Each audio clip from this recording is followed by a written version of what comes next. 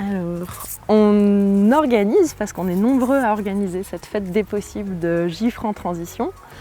On est plusieurs à faire partie d'associations locales qui œuvrent toute l'année pour la transition écologique, sociale, démocratique ou humaine. Et on a choisi d'organiser une fête des possibles pour avoir un peu un rendez-vous rituel qui marque le début d'année et qui permet de rendre visibles les initiatives locales tout en s'inscrivant dans un mouvement national. C'est une vitrine de ce qui se passe à l'année, donc c'est plus qu'une fête, c'est tout un programme de rendez-vous. Il y a un petit peu moins de 20 dates sur la période et ça va de la visite de la déchetterie au tournoi de foot avec l'association Arveux Réfugiés, en passant par les distributions des AMAP locales ou des événements plus politiques comme les états généraux de la transition du tourisme en montagne. Nos rendez-vous de la fête des possibles, c'est autant d'occasions de rencontrer des responsables associatifs, des élus locaux, ou tout simplement des voisins, des bénévoles, et d'échanger sur ce qui nous concerne tous localement.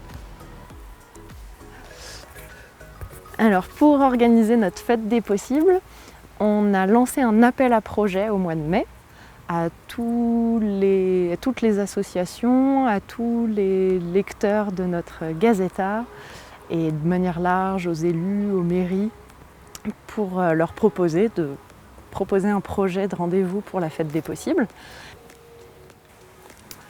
Alors pour communiquer sur la fête des possibles, chaque année on fait parrainer notre programme de la fête des possibles par plutôt un jeune acteur local, que ce soit un athlète sportif, comme on est dans des montagnes et des sports d'hiver, ou cette année c'est un collectif de jeunes DJ qui sont aussi venus mettre de la musique sur certains rendez-vous et puis qui relayent toute la programmation sur les réseaux sociaux pour essayer de toucher un autre public.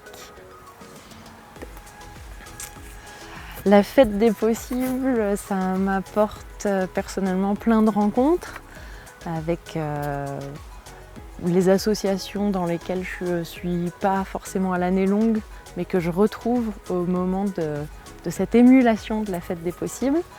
Et puis ça permet aussi de rencontrer d'autres habitants, d'autres voisins et d'essayer de mettre en place des choses par la suite à l'année longue.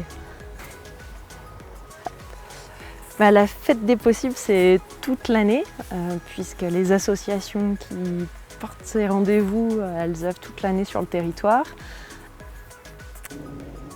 Alors, pour communiquer sur ma fête des possibles, j'ai fait des affiches qu'on a distribuées dans toute la communauté de communes, à La Roche, à Saint-Cy, dans les magasins, dans les bars aussi parce qu'on avait un petit point de restauration.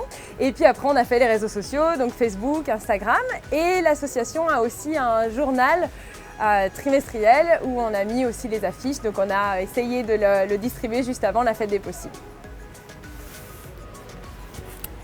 Alors, viens faire la fête des possibles. Alors effectivement, il faut venir faire la fête des possibles parce qu'il y a plein d'initiatives locales, il y a plein d'associations locales. Venez vous engager au niveau de la transition et il y a plein de choses encore à découvrir et à faire. C'est juste trop chouette.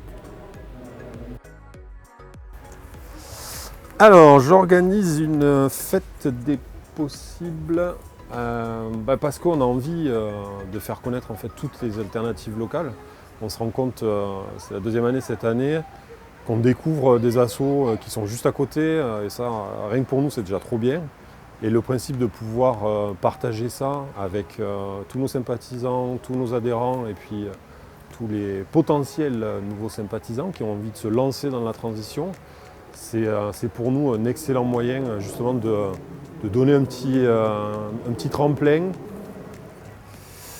Alors, ma fête des possibles, C'est une semaine complète d'événements. En fait, c'est un condensé de tout ce qu'on sait faire dans l'année. Donc tous les cercles se mobilisent. Vendredi soir, on a Disco Soup avec récupération des invendus, avec les magasins partenaires et de la musique qui va derrière.